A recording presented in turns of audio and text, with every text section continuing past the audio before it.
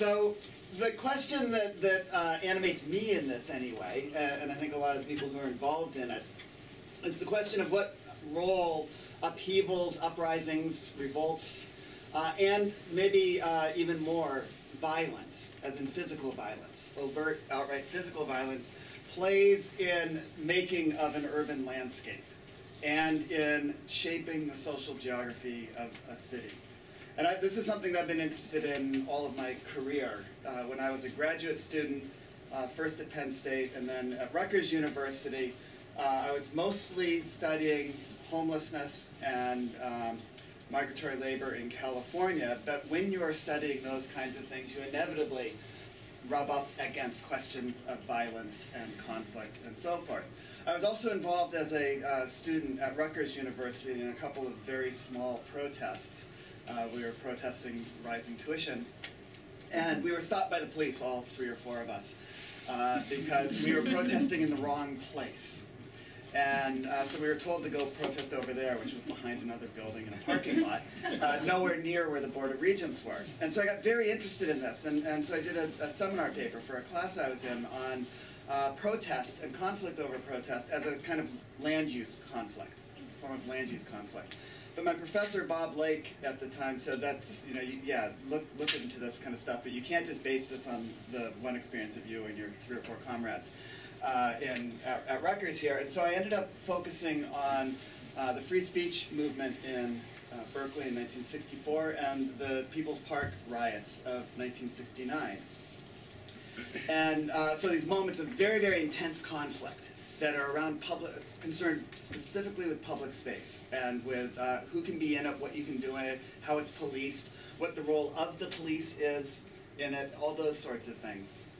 And while I was doing the research for my dissertation, which was on migratory farm workers in California in the first part of the 20th century, I was doing most of the work in the Bancroft Library, in the archives of the Bancroft Library at UC Berkeley, and this was in 1991, and it was right before, another riot erupted around People's Park as the city and the university were seeking to reclaim it from the user-built park that had been there. It led to 2 or 3 nights of rioting, and so I studied that as well.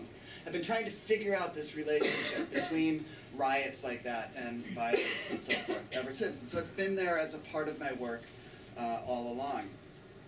And mostly that work, though, has been focused on what it means for particular spaces or particular kinds of spaces. How do we understand public space as such in relationship to law, violence, conflict, police control, those sorts of questions. But what's driving all of this is this question of how we understand the relationship between violence and the making of urban spaces, the making of social and the material landscapes that people live in cities. And that requires, of course, thinking about violence in particular ways. And I think the starting point that we have, although we don't really develop any of this theoretically in here, because we want this to be as much a narrative about what happened and allow people to see out of that some of these processes.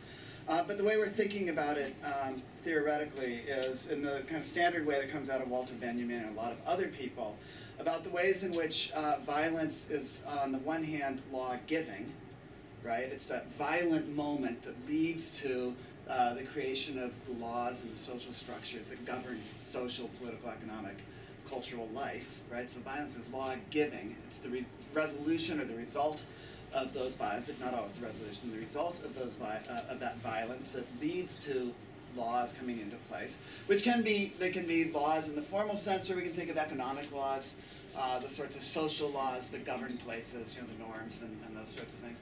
So on the one hand, violence is as law-giving, and on the other hand, violence is law-preserving.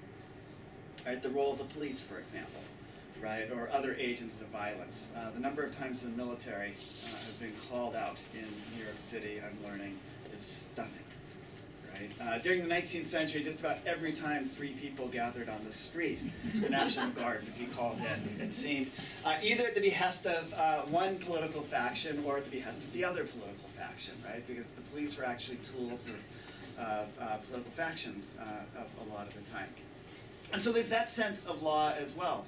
But there's also, violence, excuse me, but there's also the question of the degree to which violence is, the degree to which some sort of practice is understood as violent or is scripted as violent when it might not be, right? Or we might, in retrospect, not think of it as violent at all.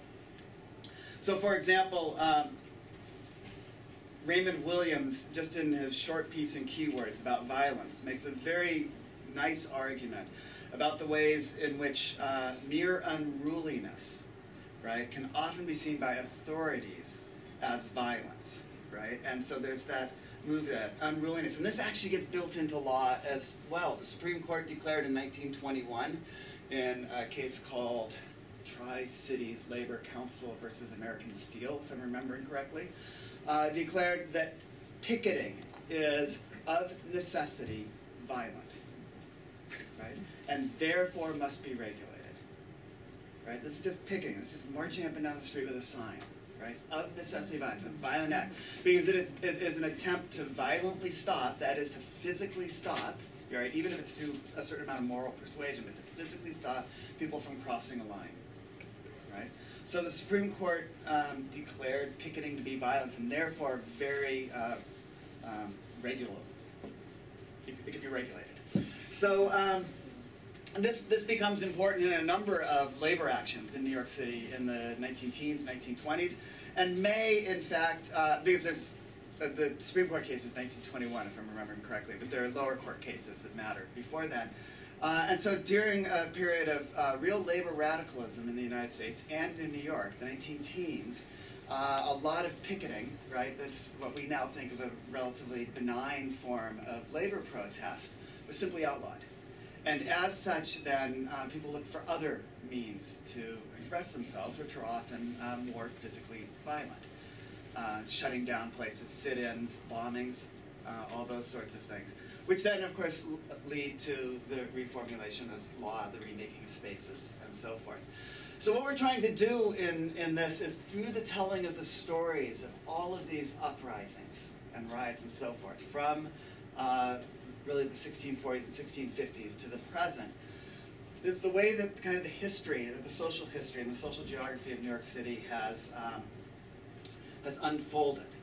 And the approach is very much on focused on the events themselves. And one of my goals in thinking through this has been to try and allow some of the theories of unrest, of violence, of collective action, of all of those sorts of things, to arise out of that telling, rather than to theorize it up front.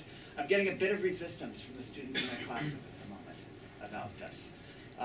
In part because I'm misjudging at times what I take to be general knowledge and what is stuff that I've figured out over years and years and years of thinking about this. But we'll see how that particular struggle gets worked out. So we've worked all the way through this. As I said, I'm actually now up to 1969, 1970. These things. And one of the things that becomes really apparent in thinking about violence in New York City, thinking about uprisings, thinking about riot and revolt and so forth, is just how constant it is. It's absolutely stunning when you start looking at the historical record, just how constant unrest is in that city. We often think of unrest as being these moments of unrest, right? These moments that punctuate a time of labor peace, or a time of peace. I'm mixing up my projects at times. What I think a better way to think about it is that those moments of peace, of settlement, are these extraordinary moments, or extraordinary islands in an incredibly wide sea of upheaval, right? Really tempestuous seas, where there are occasional calm moments, right? Where, for whatever reasons, however hegemonic power is being exercised, however organizing is working, something like that, there isn't direct head-to-head confrontation. But it's stunning just how rare it is. I don't have all the dates looking in this, but you know, even if you just think about the second half of the 18th century, which is a revolutionary period, of course, right? But if you just think about that time, it's almost constant, right? If there's the Great Negro Uprising of 1741, which is perhaps, there's a lot of controversy about what really happened and why, but perhaps a time when slaves in New York City rose up against their masters, burnt houses, threatened to mutilate and kill many. It seems to have been a conspiracy that was hatched in a tavern on the Hudson River, Houston's Tavern. Houston himself was an Irish immigrant, but among him, his wife, their servant girl, their daughter, Peggy Carey, the Irish Newfoundland beauty, as she was always called, and a large number of slaves, people like Caesar or Quack, various others who would meet there, which the historians Marcus Rediker and Leinbach, forgetting his first name, called the Motley Crew, right? That are always meeting there, and they hatch a plot, it seems, to basically destroy Manhattan.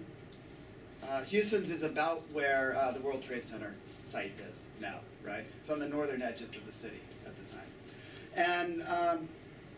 And the reaction to that by the governing authorities was swift and it was severe. And it led to the hanging, burning at the stake, or deportation of over 100 slaves, the execution of 4 white people, Houston, his wife, Peggy Carey, and one other. And it was an incredibly violent response to this, right? It also shifted how the slave trade worked. It did all those sorts of things. So this is 1741, right? There's a series of riots in the 1750s. It's part of a tradition of popular uprisings, of overturnings, particularly on feast days, those sorts of things. The big plot party at Houston was the Christmas feast, in fact, where the whites were serving the blacks. Everything was overturned in a very medieval kind of form of popular protest. And that continues through the Stamp Act riots of 1765 and into the Revolutionary period. And in fact, into the 1770s, 1780s, and 1790s, with which, according to the historian Paul Gillier, if we think about the period from really about 1780 to 1801, we should think of it as a time when New York City was ruled by what he calls mobocracy, right? And there's different factions seeking to control the mobs and their riots at different times, right? So it's a constant presence then. And it's nearly as constant in the 19th century as well. Sometimes these are very class-based struggles, and clearly, often they are race-based struggles. Sometimes they're both, of course. And so all the way through that period, you see much of the same thing. And it's really these extraordinary moments when there's not much, these moments when there's not much happening that are extraordinary. 1946 to about 1964, for example. It's about the longest period I've found where there's just not a lot of rioting, right? There's just not a great deal. There's a fair amount of labor agitation that's going on, but as part of the great compromise of the area and so forth, a lot of that is heavily controlled. There are fistfights on the waterfront, of course, and all that about control over how labor is going to operate and so forth, but there isn't the sort of uprisings that you see. That's about it, right? That, what is that, 18-year period? About the longest stretch where there isn't some sort of an uprising like this. So what does this kind of say about the way the landscape gets made and remade, the way that social geographies shift and so forth? At one level, it's really hard to say. There are times when you can see, this massive uprising of some sort, or a riot. It's pretty intense. It's really heavily covered in the papers and so forth. And then you don't see any clear evidence, at least in the landscape, of what might have changed, if anything. You can see some social things that might have changed. Some reform in the police, perhaps, right? That sort of stuff, but not much else. But typically, you can see certain things. So following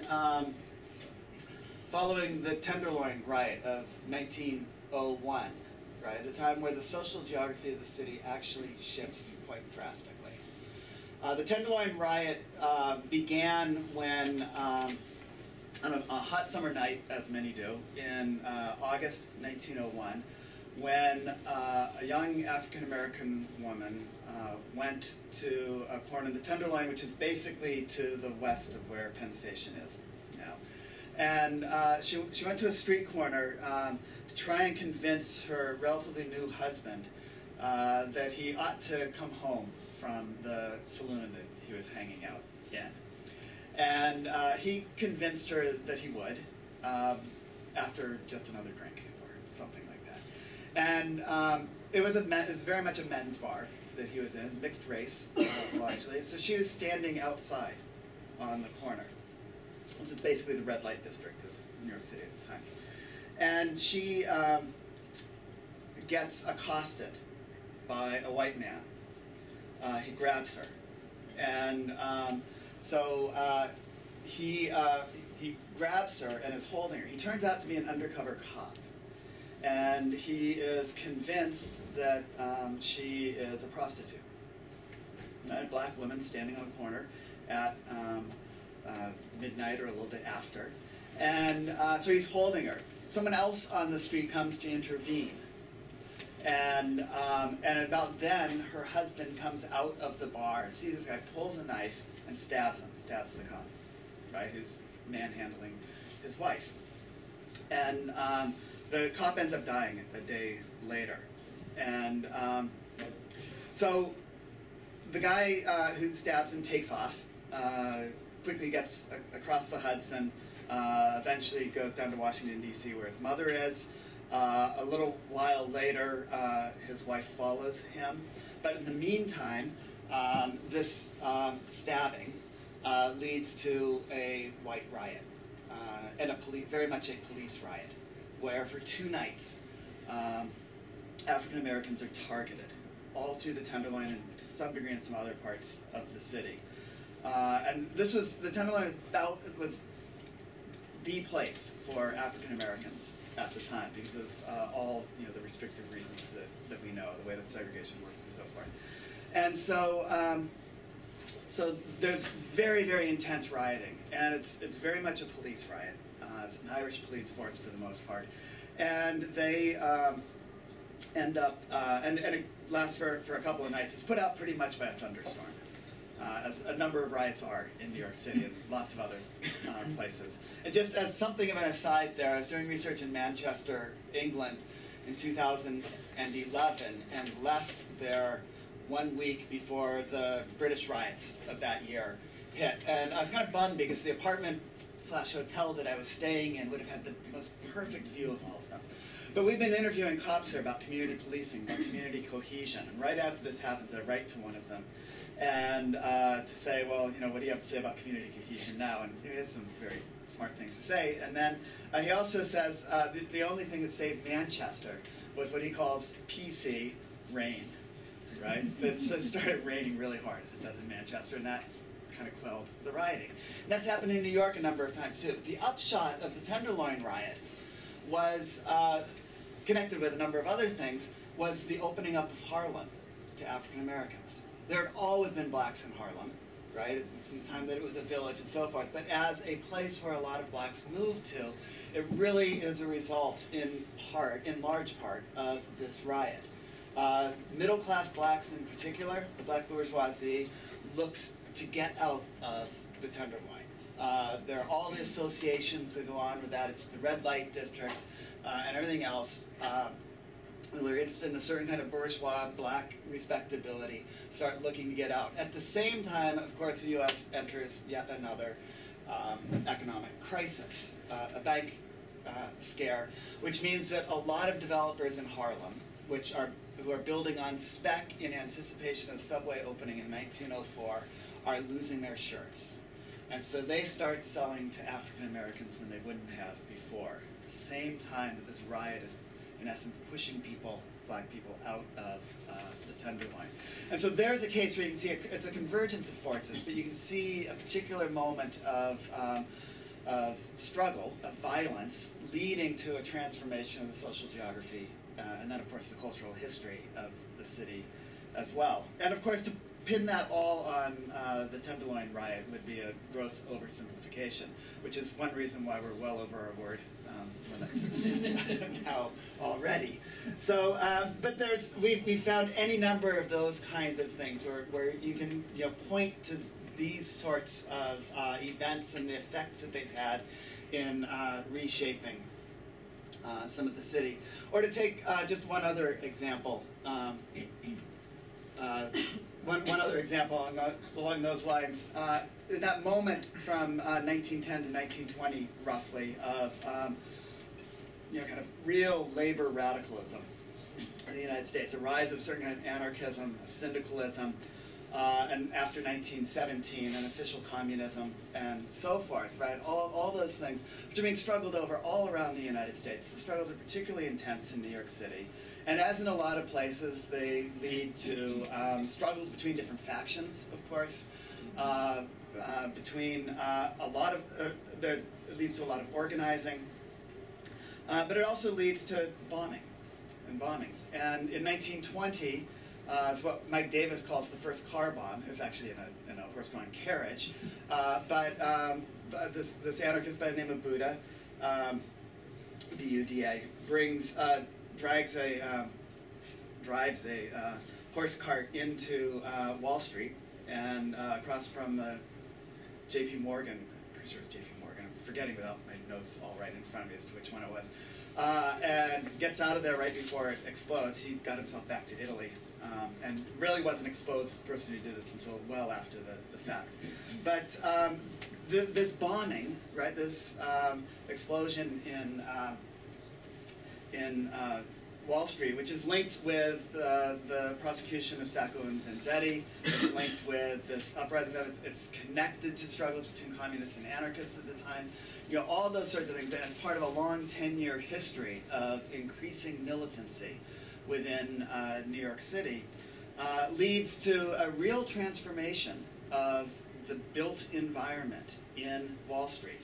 A hardening of buildings. I mean, we're familiar with this story now, right? But there's a past history to what we kind of take for granted now, that if there's a terrorist attack, there's going to be a change in the landscape, right? So in 1920, you can start seeing this. And so a change in the way, in traffic patterns, the building of new plazas to keep people and crowds out of the city center itself, out of the financial center itself. All these sorts of things begin to come out of this moment of anarchism and the terrorist bombing that was part of it. So you can start seeing those kinds of shifts too, and one of the things you can do with that then is push back the timeline and how we think about the role of terrorism in shaping city space. And that's a history that's been there a long time. In fact, you can push it back to the 1712 slave uprising if you wanted, right? Because the white residents of New Amsterdam then certainly saw these as terrorist attacks, even if the language wasn't quite there yet to talk about them in those terms. And so you can draw a line in the city or in the history of the city through events like that. And then the other thing that you can do with this is you can draw a line between different kinds of uprisings, right? One's related to labor, for example. One's directly connected to questions of race, but also across political factions and political struggles. From the ways in which either Democrats or Republicans in Civil War era New York would mobilize mobs and crowds, right? To the ways in which various conservative factions, including a good deal of Wall Street involvement, were able to mobilize mobs of construction workers in 1970, in May of 1970, to beat up anti-war protesters, right? And what have come to be known as the Hard Hat Riots. And so you can link across all of these things, and we're trying to find ways to do some of this.